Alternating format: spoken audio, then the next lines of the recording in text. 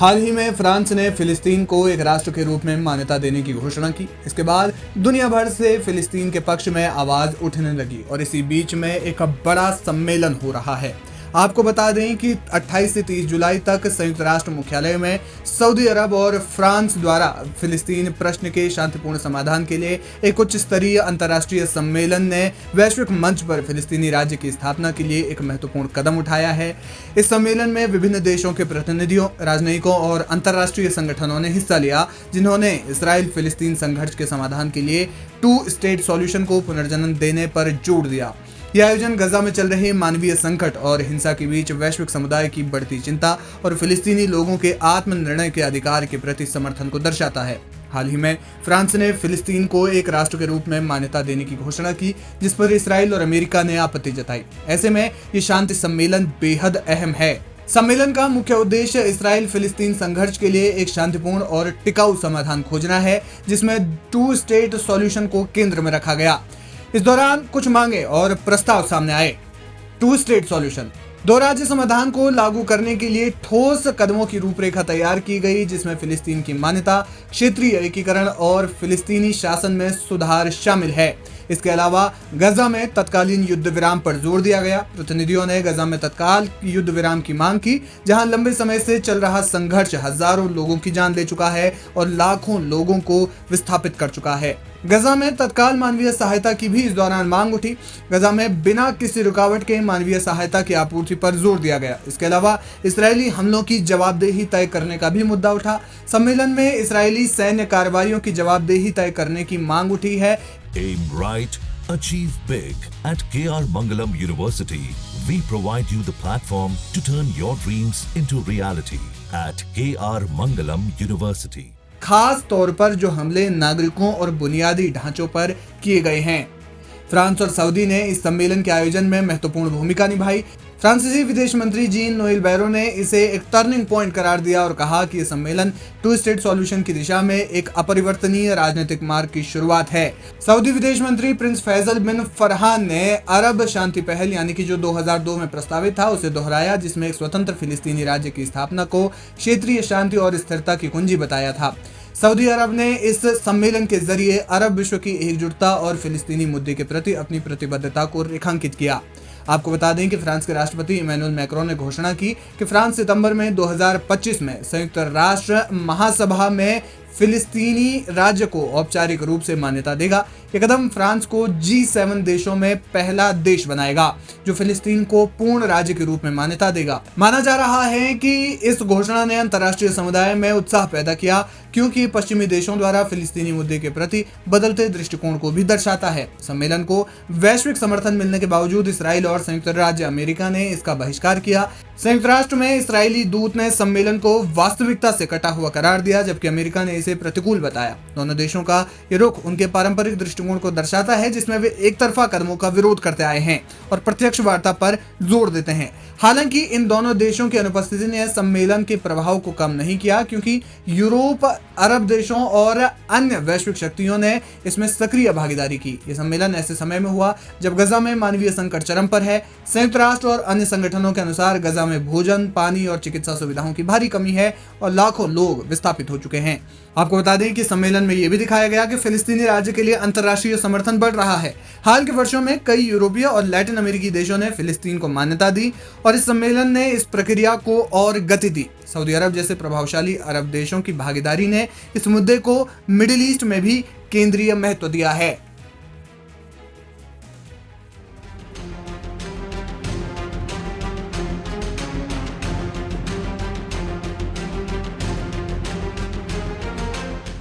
Gaza city के दक्षिणी हिस्से में तनाव एक बार फिर चरम पर है। हमास की तरफ से लगातार आईडीएफ को निशाना बनाया जा रहा है, तो इस बीच हमास की तरफ से एक बयान भी जारी किया गया है, जिसमें कहा गया है कि अल कस्साम ब्रिगेड्स ने इजरायली सेना के बख्तरबंद वाहनों पर घात लगाकर हमला किया है। हमास का कहना है कि उन्होंने विस्फोटक उपकरणों और रॉकेट प्रोवेल्ट ग्रेनेड्स का इस्तेमाल किया। सोशल मीडिया पर वायरल हुए एक वीडियो में एक बुलडोजर को एक इजरायली सैन्य वाहन को जमीन में दफनाते हुए देखा जा सकता है।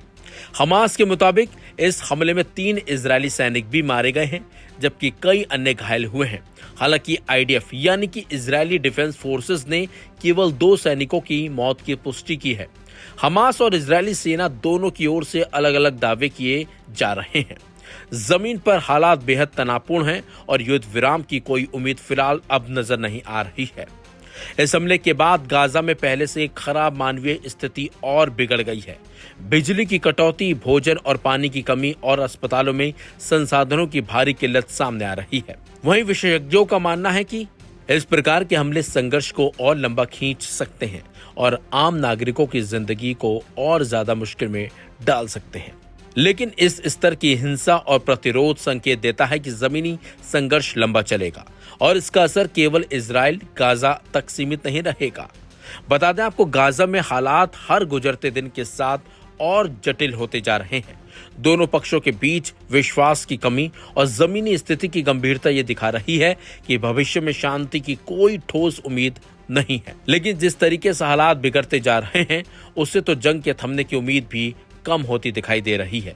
Aim right, achieve big. At KR Mangalam University, we provide you the platform to turn your dreams into reality. At KR Mangalam University.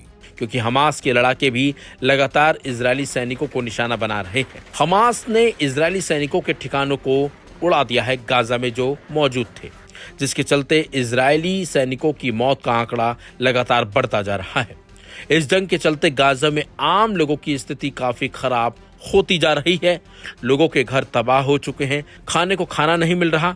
हालांकि गाजा में लगातार मदद पहुंचाई जा रही है ताकि लोगों को जरूरत का सामान मिल सके। तमाम देश भी इसके लिए आगे बढ़कर गाजा की मदद कर रहे हैं, लेकिन हर कोई यही चाह रहा है कि युद्ध रुक जाए ताकि निहत्थे लोगों की जान न जाए और गाजा में फिर सब कुछ ठीक हो जाए। लेकिन इजराइल हमास के खात्मे पर अड़ा हुआ है, जिसके चलते इजराइल का भी काफी नुकसान हो रहा है, क्योंकि हमास भी इजराइल को हर हमले का मुंह तोड़ जवाब दे रहा है। ऐसे में ये युद्ध समय रहते नहीं थमा तो हालात और भी ज्यादा बदतर हो सकते हैं।